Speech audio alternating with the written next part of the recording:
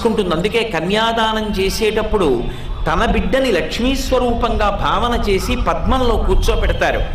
బుట్టలో ధాన్యం పోసి కూర్చోపెట్టారు అంటే పద్మంలో లక్ష్మీదేవిని కూర్చోపెట్టినట్టు. వరుడు పీటల మీదకి నడిచొస్తాడు, వధువు నడిచి రాకూడదు.